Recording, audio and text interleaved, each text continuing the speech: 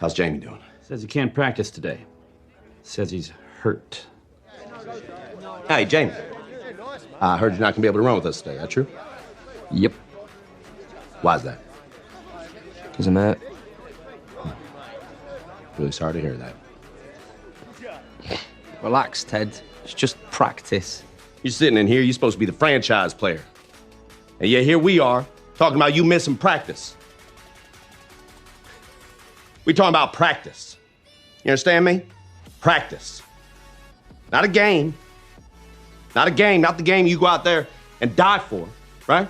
Play every weekend like it's your last, right? No, we talking about practice, man. Practice. You know you're supposed to be out there.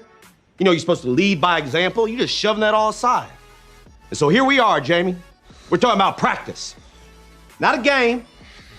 Not the game. We're talking about practice with your team. We're talking about practice, man.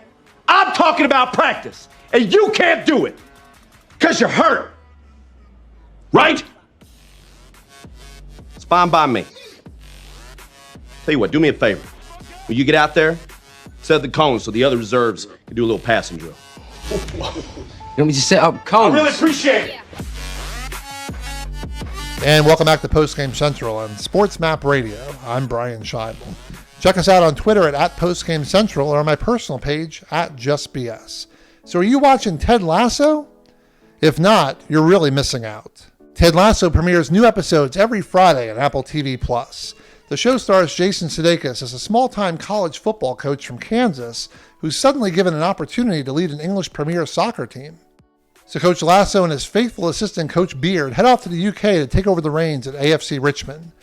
And the co-creator of the show and the actor who portrays Coach Beard is none other than Brendan Hunt, who joins us now. Brendan, talk about just how this project came about. I know it was many years in the making. Yeah, it really was. We got to do those commercials for NBC Sports about 7 years ago. And the main three people were Jason and Joe Kelly, who was a SNL writer and How I Met Your Mother writer, and me. And we all know each other not only through Chicago Improv back in the day, but we also all worked together in Amsterdam doing comedy out there. And for all three of us, to one degree or another, when we moved to Amsterdam, we all got the football bug, as it were. And so when Jason got asked to do those commercials, right away it was like, oh, those are going to be my guys, and it's going to be a character named Ted Lasso. Okay, here we go. And we found out the next year when they was popular enough for us to go do it again, we found out that people were watching those as much in England as they were in America, even though they're made for an American audience. My name's Ted Lasso. I'm new head coach for Tottenham Spurs. Been brought over here to implement my coaching style. Football's football no matter where you play it. You got grass, you got cleats, and you got helmets with masks on them. Football in the States is my specialty, but they have a different kind of football over here. Kick it! Circle them up, have them put on their pads, and let's start playing for real. They're wearing their pads, Coach. There's a lot of small similarities. A team I coach, they're going to play hard for all 4 quarters, okay? 2 halves. What's that? 2 halves. Okay, halves. We're going to play hard for 2 halves. And we're going to play till there's a winner and there's a loser. Tie. What's that? A tie. Okay, till there's a winner, a loser, or a tie.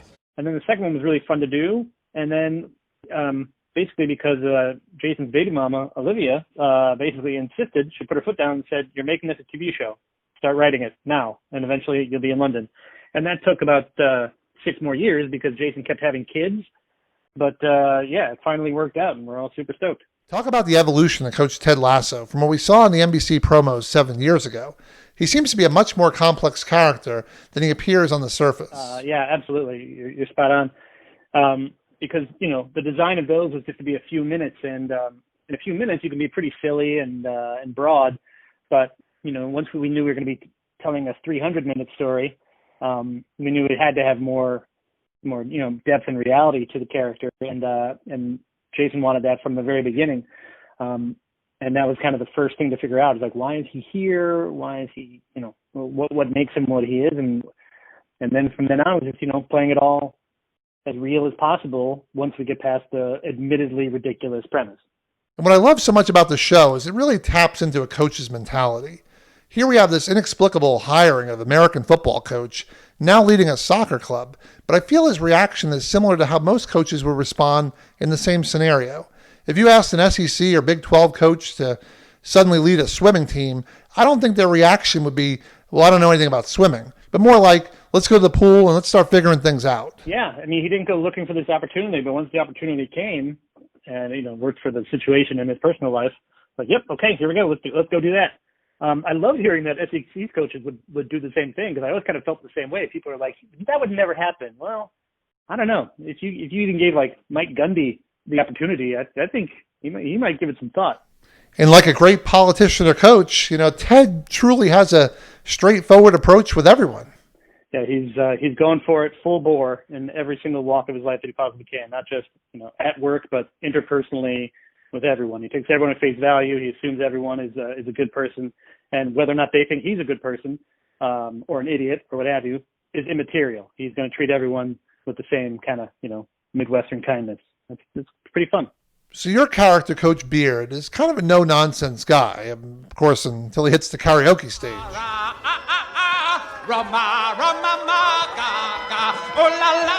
Watch all that romance. But besides belting out tunes, how would you define Coach Beard? Well, I think Coach Beard has a bit of a unconventional past that may or may not come out as this season goes on. But in terms of his role with Ted right now, Ted is not an X's and O's guy. Ted is a get the best out of everybody kind of guy, and that's all fine and good. But someone has to learn the rules. So Beard's job, as you can see on the flight over, is literally learning the rules of soccer as fast as possible to try to have some kind of vocabulary or implementation to whatever might pass for an idea from Ted soccer-wise. So, yeah, the notion that Ted has no idea what's going on, it's kind of true, but he's got Beard there to make it at least a little bit credible. Okay, I got one. What if I joined forces with the swashbuckling cat? Played tiny guitars for women of the night as we read Alex Haley's most seminal work. You'd be in cahoots with Puss in Boots, playing lutes for prostitutes, reading Roots. No, the autobiography of Malcolm X. I got you. I was certainly a fan of Scrubs back in the day and was pleased to see Bill Lawrence in the writing credits. You could tell the show has an appeal for both sports fans and non-sports fans alike. Yeah, I mean, I think we always, when me and Joe and Jason were imagining it back in the day, we always wanted to make sure it was more than a soccer show. But once Bill came along, Bill made that the prime directive. He said in the writers' room many times, this is not a soccer show. This is a workplace comedy. This is an ensemble show. It happens to take place in the soccer world.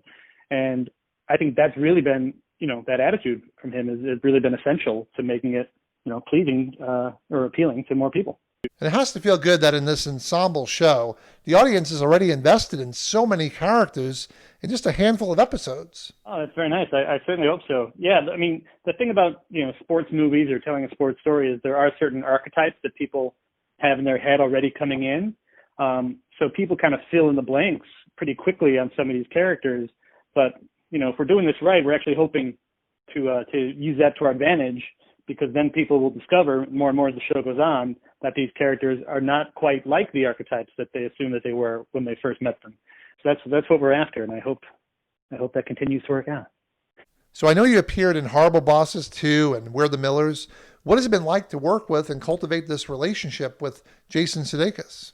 Yeah, I mean, Jason and I met in that Chicago improv scene, back in the late '90s. A scene that unfortunately I think is going to get hit pretty hard by the COVID situation. But coming up in that Chicago world was just so great, to be able to learn improv and comedy from so many different schools, all at once, and it really, you get a lot of reps in and really get your muscles flexed comedy-wise, but then also you make friendships that have been with me now for my whole life and are becoming professional relationships as well, and you have a shorthand with these people and a very quick process of getting to understanding each other, and it's great. So to be able to have a gig where I'm working with friends is already in of itself just fantastic. But then on top of that, to be a soccer show, me being a soccer moron, idiotic fan, this is pretty much a dream job.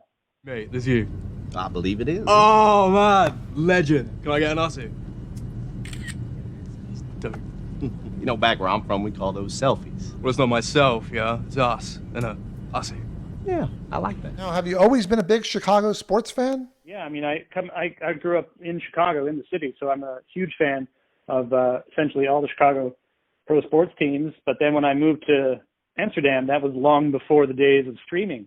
So I had a sports-shaped hole in my life, basically, and soccer just came right on in there, and there's no turning back. And tell me about this move to Amsterdam. I know you did a one-man show based on the experience. It sounds like this was a real important part of your life. It was really a fantastic time. So it's a theater called Boom Chicago, and you're performing for about 300 people a night, which is the biggest crowd I'd performed for with any regularity at the time. And it was for almost everyone who went out there, and a lot of cool people had that job. Seth Meyers and Josh Myers and Jordan Peele and Heather Campbell and Kate Cannon, and it goes on and on. But it's our first time being professional actors, professional comedians, and it has charitably been described, and I stress the word charitably, as kind of like being the Beatles in Hamburg, because we're all going to a foreign land, and we're in a weird neighborhood in that foreign land, and we just have to keep performing and performing and performing, and it's reps, same as in sports. Like in the end, you've got to get game time reps, and that's what makes you better. And I think that's why it was such a formative ground for some pretty good people who I at least got to watch back then. So I know you've already been approved for season 2 on Apple TV Plus. How long do you feel like a show like Ted Lasso can last? We don't know how long it could go. We're certainly just having fun with it right now. But Jason certainly has a notion of it being at least 3 seasons. Beyond that, I don't know. But we're writing season 2 right now, and we're having a good time with that. And we'll see what happens. I imagine it has to feel great to collaborate on a passion project with people you know so well. Yeah, for sure. And then the new friends of these new writers who I hadn't met the writers before we started last year. They're all great, and I'm just so happy for this English cast that America, for the most part, doesn't know any of these people at all. And they're all so funny and so grounded and so talented, and I'm really excited for America to get to know them. So new episodes of Ted Lasso appear Fridays on Apple TV Plus. And Brendan Hunt, Coach Beard, what an honor it's been to have you on the show. And the honor is mine. Thank you for having me.